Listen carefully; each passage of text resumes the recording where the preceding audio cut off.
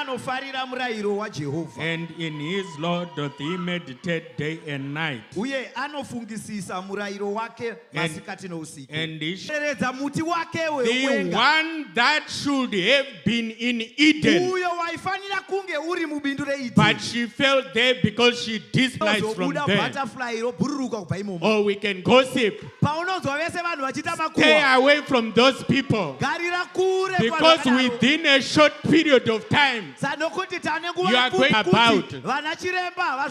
You now have to rely on faith. Now if your faith is eaten away, so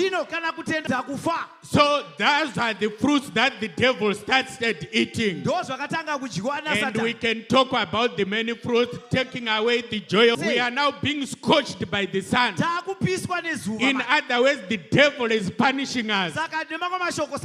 So we must be careful of the